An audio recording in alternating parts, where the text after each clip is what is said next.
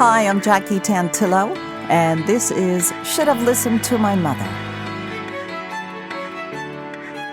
I believe things present themselves in our lives for a reason, whether it's health-related or a personal issue, career transition.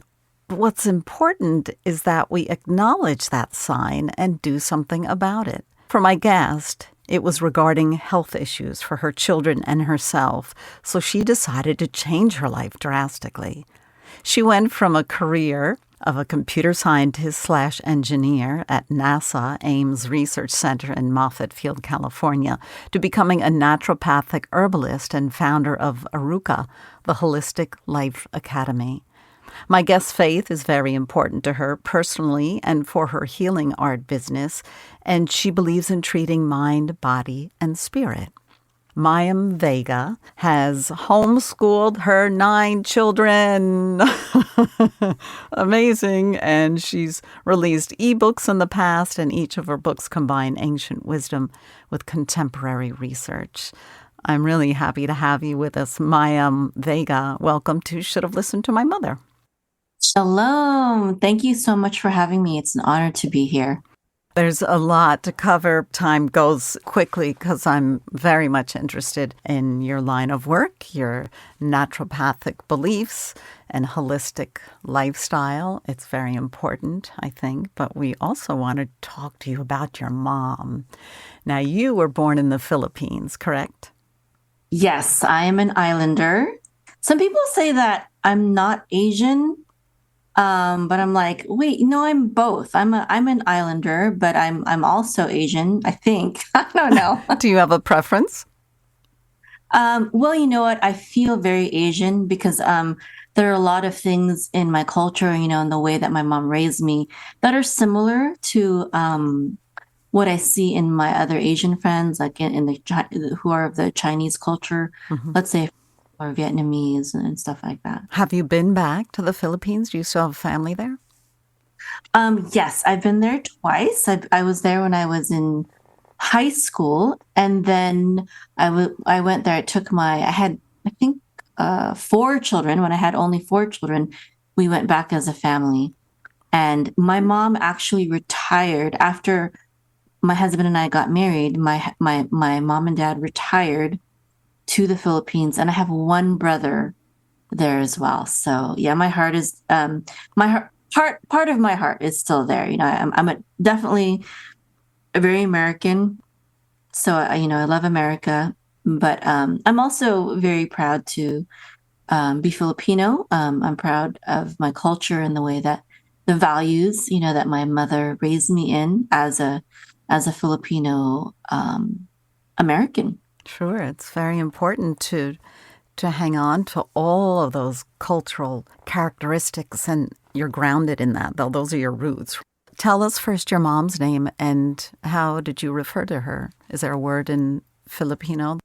Oh, yeah. So I love this. I just love spending time talking about my mom. I've never Me too. I feel like it's just a great way to honor her for like who she is. And okay, anyway, sorry. Yeah, your question was, my mom's name is Corazon, and it's Spanish it means heart. A lot of Filipinos have Spanish names because we were colonized by Spain before we were set free by America. Actually, America helped us to be set free, and then later America gave us our freedom. But there's a strong Spanish influence in the Philippines because of that. So her name is Corazon. It means heart, but her kind of like her nickname that she goes by is just Cora. Cora.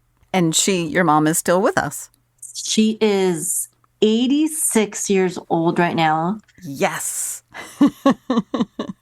When she comes to visit me, she like cleans my house, and I'm like, man, like just relax, mommy, just. Oh my gosh. She's so strong for her age, and there's other people around her age that just aren't as strong as her. So I love it. I just love her example that she sets, like for my children, that being old doesn't mean being helpless or weak or sickly or anything like that. She's just such a great example. For some reason, this popped into a vision. Does your mom sing when she's puttering around the house or helping organize things? Is she a little singer? My mom Yes. used to sing. Yeah. Yeah. And I love that too. I mean, not all the time, but yeah, she Yeah. often hymns. I always hear her singing hymns. Just love that. Now, you mentioned the islands, you mentioned Spain, and again, my mind goes to food. What were the foods that you grew up on? What's a traditional meal, or what is the basis of, and the spirituality and the power within cooking? You know what? I didn't realize how healthy she raised me until I became a mom. And I realized, she gave us home cooked meals all the time. And, now being a mom of 9, it's like, oh, it's so much easier to just like pop in a microwave meal or go to like a junk food, local Fast food restaurant chain. Yeah. I'm like, my mom, she cooked, fresh meat that she got from the store just, maybe a few days prior, fresh vegetables, fresh meat with every meal. A lot of soups and stews. She didn't like fry a lot. It was just so very healthy, and we didn't eat a lot of sweets. If we ate any sweets, it was because my dad wanted it. He's the one with sweet tooth. But my mom, she just cooked really good food, and I never felt deprived. I always felt like my mom cooks awesome. Like I remember we would go to the store, we would go to the mall sometimes as a family. And when you're out and about, you get hungry. It's just more convenient to eat out. But I always remember like we would order something, but it wouldn't be a lot. It would be like just a little something, like a little pizza or maybe a sandwich, and maybe split it and something. And then we would go back home and she would give us like the real meal, the home cooked meal. So we'd only eat a little bit to like hold us over. So these are the memories that I felt like I didn't appreciate what she was doing, but now I'm like, wow, it was really good. She taught me without teaching me, just by her example, how to eat healthy. Yeah. Was your maternal grandmother present in your life at all? I mean, I know you came to the States at a young age. Well, she died very young, but she was actually very old when she died. So my mom had me when she was about 40 years old. And so she menopaused shortly afterwards. I heard that Filipinos, that they menopause earlier than, Americans anyways. And so my grandmother, her mom, she lived to almost being a centenarian, almost 100 years old. And it's funny because she smoked cigarettes and She drank and she. No, I don't know about the drinking part. It's amazing. People that smoke and drink and do all this wild stuff, they live to almost 100 years old. back then. And my dad used to say like, because he smoked, and we're like, Daddy, you need to stop smoking. You might get lung cancer. He's like, your grandma, she smoked and she was Right. almost dead. But you know what? She lived in a time where tobacco was just pure tobacco, and it didn't have a lot of chemicals and toxins like they add to the tobacco we have today. These corporations making our cigarettes today, they are adding chemicals to make them more addictive, which are toxic. Yeah, I agree with that. And then like Native Americans would also smoke tobacco, but it wasn't, they weren't getting lung cancer the way we are. And it's partly because even the tobacco was pure, but the food was pure. They had less junk food. They had a cleaner environment, air, water. There wasn't cars and smog, and life was simpler, not as much stress. So Sure. she may have smoked, but all these other things helped to balance her life so that she could still be healthy, even though she enjoyed like, maybe a cigarette a day. Sure. How many siblings do you have? I have 2 brothers, and they are 15 and 16 years older than me. Sorry. They're 15 and 16 years older than me. So it's kind of like I had 3 fathers, actually. And I remember sometimes my mom would, if I got my mom mad, she'd be like, you better behave or else I'm going to tell your brother on you. Oh, it wasn't your father, it was one of your brothers. He was my brother. Yeah. Were they very protective of you? Especially one of them. He was actually the one that was 1 year younger, but he is like the authoritarian one, and he would put me in line, and so he helped my mom, kind of to discipline me. I love him, but that was his role kind of growing up. I think it's just his personality.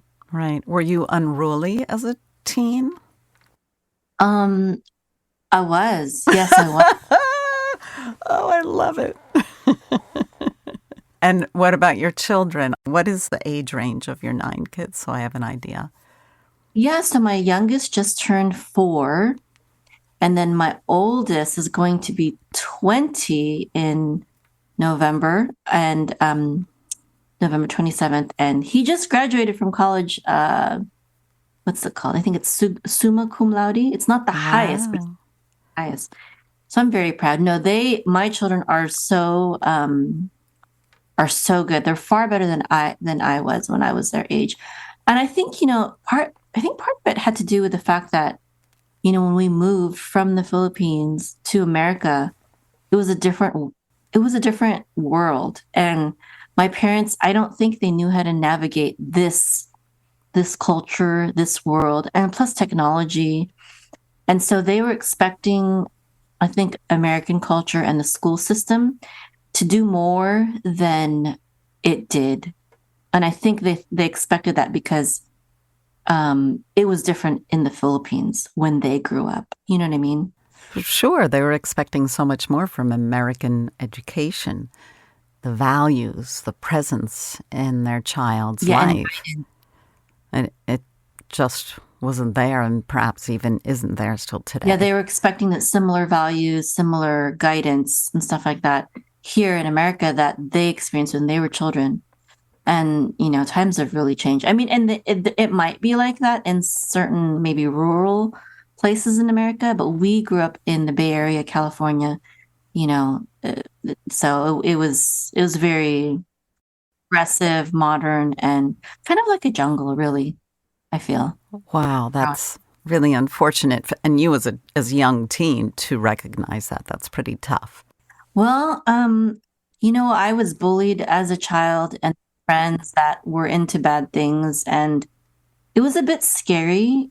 And I think I had to be really tough in order to get me through a lot of those things. And I really tried to kind of shelter my children from a lot of the experiences that I had because I feel like children shouldn't have to worry about those kinds of things when they're younger. So I've decided to homeschool my children. Oh, good for you. There's a lot going on out there in the world, for sure. I can totally understand. And it's unfortunate that your upbringing, you had to experience all of that. How would your mom converse with you, or did she try and pull out of you what was really going on based on your behavior, or any one-on-one time when you two would really be open and talk with one another? Yeah, she worked full time, and I think that was part of the problem. Is like there were two parents out of the home, and I had issues in school, and they weren't really there. But the short time that she did have with me, when she would come home from work, whatever she knew or could find out or whatever, she would address it. There's no beating around the bush. There was no fear of, oh, she might hurt my feelings, or I don't know. There was none of that. She was like, I heard you did this and this needs to stop. And even if sometimes it wouldn't even be something bad, it would just be something that she didn't personally like. She'd be like, I don't like that. Like, you need to stop doing that. And, you know what? I appreciate that. And my mother and I were very close. I feel like we can talk about anything. She can tell me anything and I can tell her anything. And that was another thing too, is that I could tell her anything. She didn't get mad about me having opinions, but she did let me know that, her, it was her way, because she was the mother and I was the child. And I think she had to be strict because she couldn't always be there for me.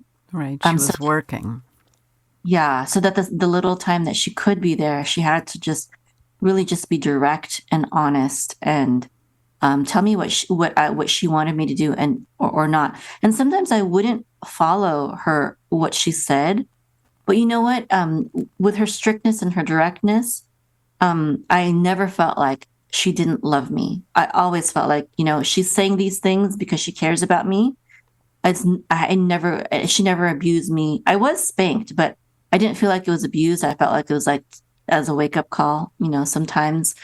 Um, and, um, and she was also a lot of fun. She would laugh. She would watch, we would watch shows and, movies together and go shopping together and, just do a lot of fun things together. So, Kind of like girlfriends hanging out.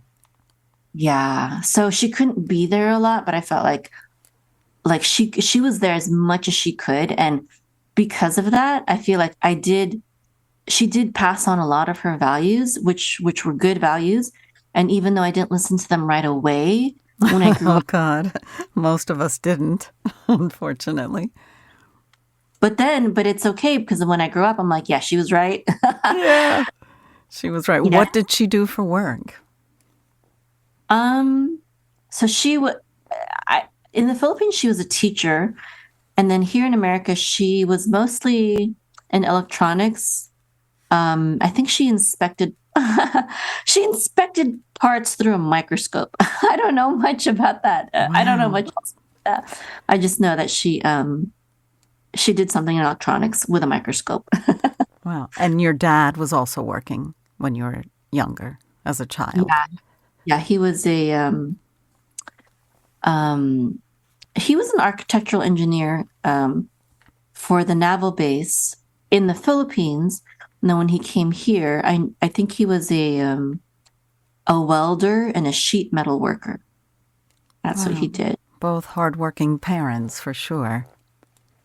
They were. And you know what I appreciate that about my mom is that she showed me that the value of hard work. She not only worked hard, like she not only had an 8-hour job, but then she would come home and she would do all of the cooking and she would do a lot of the housework. My father helped out too, but I feel like my mom did way more than he did. I like she would be watching her, soap operas, for example, while she was doing laundry or while she was cooking something on the stove.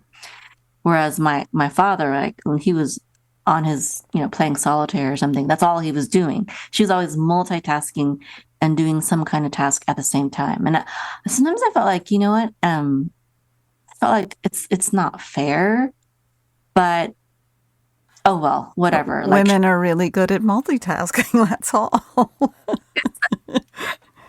Women do it all the time, right? They juggle a baby on one hip and they're cooking something else, or they're on the phone answering business. You know what I mean? It's just some people yeah, are better at it than others. that's true. It might have been just because she was capable of it and my father just couldn't multitask that good. I think Yeah. that's true. Not to say that fathers are not good at multitasking as well. It's just my husband makes fun of me because I have the dishwasher open and I'm over doing something else in another cabinet, and then this cabinet's open. He's like, "What are you doing?" I'm like, "Don't worry about it. It's all under control. I'm working here. I'm working here." I think that women multitask more out of necessity, though. It's not because we want to do it, or maybe we're not even better at it, but like especially when we have children, we have to, right? Right, we have to. Tell us, please, the role of faith in your childhood and with your parents. Was there a significant effort to keep that a part of your life? Yes. So my father was like, he was very studied in the Bible, and he would give talks and stuff like that. And my mother, she wasn't that like she couldn't answer a bunch of Bible questions, but she was the one that I remembered. I would always see praying, always see singing, like we were talking about earlier.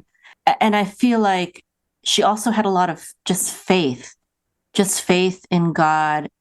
I actually left my parents' religion when I was in college, And, we still believed in the same God, but it was just a different way of understanding things. And my father was very upset, but my mom was like, well, you know what? And I had met my husband through my new faith. And she's like, well, maybe God, wanted you to go this way so that you could meet your husband, Ruben. And I was like, wow, thanks, Mom, for supporting me. She didn't agree with, my new religion or anything like that, but she was like, she saw the bigger picture. She was like, God is here. He's working. And I remember I had a major health issue also in college, and I wasn't really like I was taking some medication, but I felt like I wasn't really getting much help from it. And then I felt like God was telling me, and this is a very personal story, but I felt like God was telling me that I need to trust in Him for healing, and that my healing wasn't going to be found in the medication, which I wasn't finding it in it anyways. I was still feeling bad, even though I was taking the medication. And when I told my mom, my prayer and what I felt God was saying, she was just like, well, then stop taking the medication and follow God. And I'm like, wow, that's Very crazy. progressive. Yeah. Yeah, like I was shocked that she said that. She just had so much faith in God and in me, and I just love that about her, that she, even when she didn't fully understand like the things that I did, she was like, I think God is still here. I think God is still with you, even though I can't necessarily go with you. I don't understand. And so I really love that about her. And I owe a lot of my faith in God to her, and just trusting that, God is with me, and He loves me, and He's taking care of me. For me personally, I love having something bigger than me as my light and my source of peace and calm and a presence. I think it's very important. I don't know what I would do without it, and I don't care if anyone follows any religion or traditions, as long as they're non-violent, right? I don't know what I would do without my spirituality or my religion. I can understand where your mom is coming from, because we grew up with a mom. She would go to Mass every morning, and we would go to Mass with her and then run to parochial school. So there's lots of amazing stories and the power that's out there. If it brings someone tranquility and calmness and optimism, I'm all for it. I think it's very, very important. Is your mom petite? I'm trying to visualize what she looks like. Yeah, she's a little bit taller than me. I'm 5'1", she's 5'2", but yeah, she is petite. She's short, and she's slim. I used to be skinnier than her, but now she's skinnier than me. She was always the skinny, but now I think she's like a size maybe 2. And I don't think she was that when I was growing up, but she's strong. She's healthy and strong. She is like my daughter, and I was size 2 too. We're all very little people. Mm-hmm. Now that I weaned my last baby, I dropped to size 4. Maybe I'll drop to size 2 one day again. Whatever works for you, whatever you feel comfortable with and you're happy with yourself, right? A number size doesn't matter as long as you're happy. And that you have a lot of kids you have a lot of physical activity to be a part of. So as long as you're healthy, that's, I think, is the most important thing. Which brings me to your business. And you had a big life awakening, and you decided to go in the holistic direction, and I applaud that.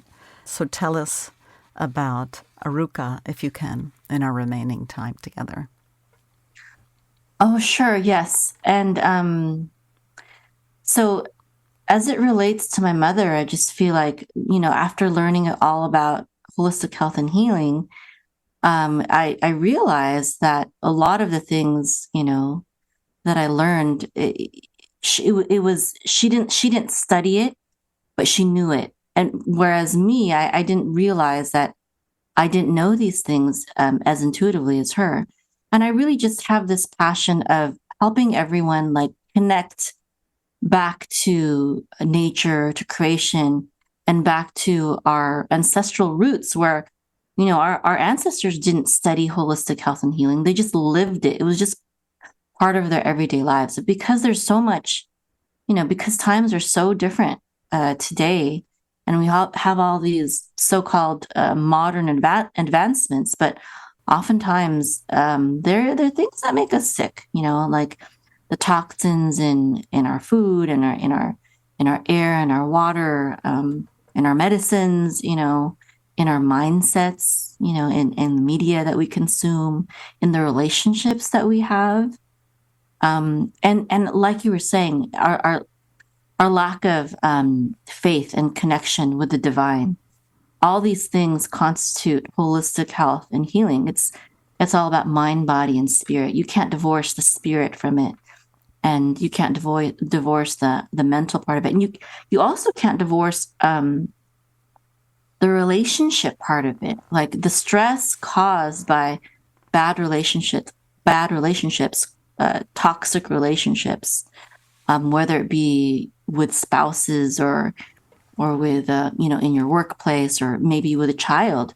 It's all part of our health and well-being. And so this is what we teach at the Arukah Holistic Life Academy. We have a holistic healer certification program, and of course we teach the body in terms of naturopathic herbalism, but there's also a holistic life coaching aspect of it, because I have found in my life that life coaching is like a way to get the mind and spirit part of holistic health and healing, if that makes sense. What can people find when they go to arukah.com? And Arukah is ARUKAH.com, arukah.com. What can people find there? Yes, thank you. I think, there's a free 8 steps to become a holistic healer.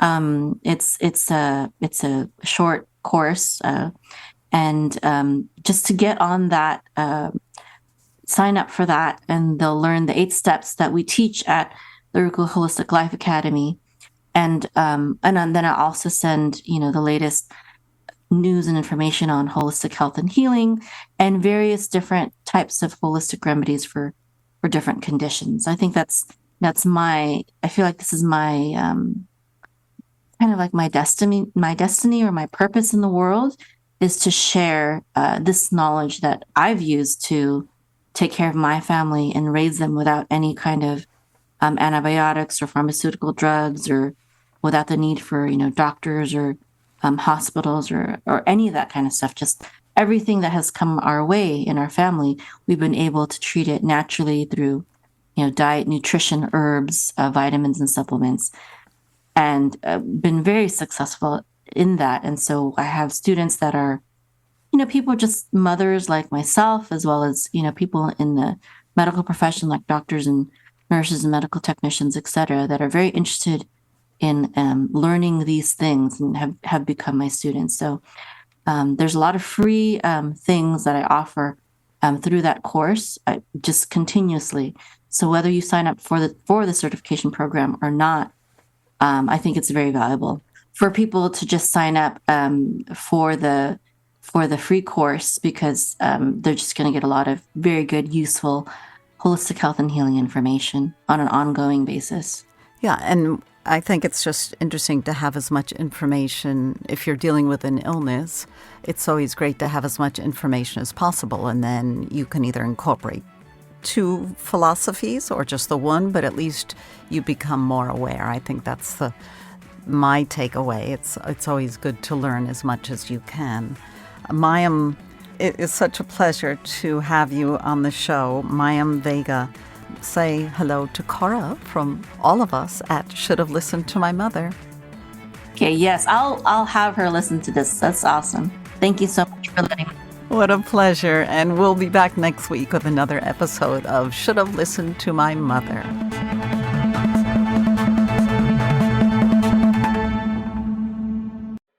Would you like to become the healer of your home and your community? and create a profitable online health coaching business?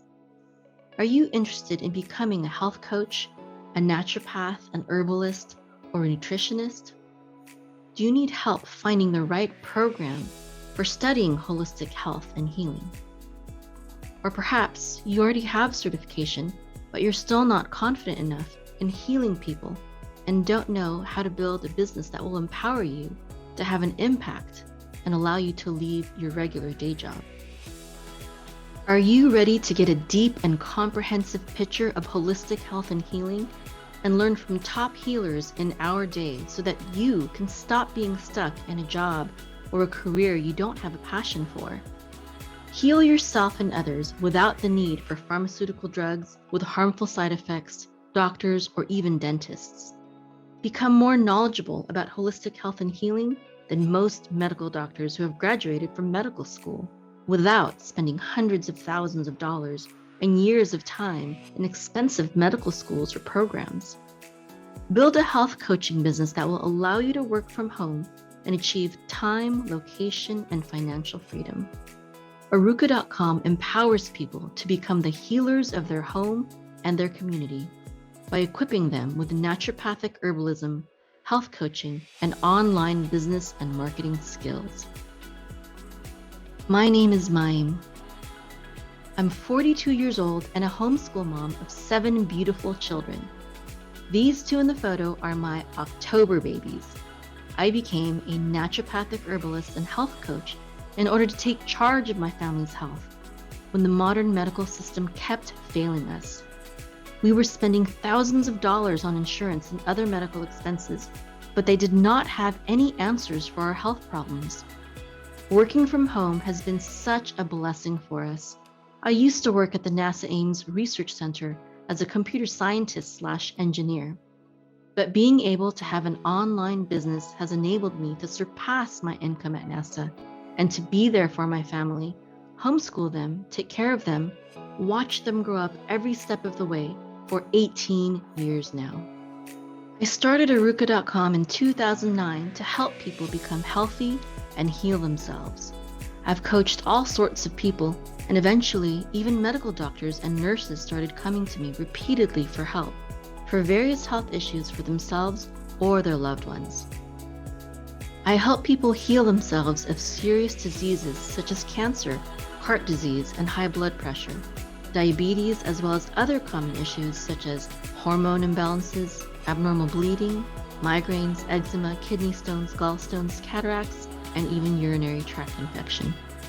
Various people began asking me to start teaching what I know about holistic health and healing, including 2 medical doctors who have become very good friends of mine.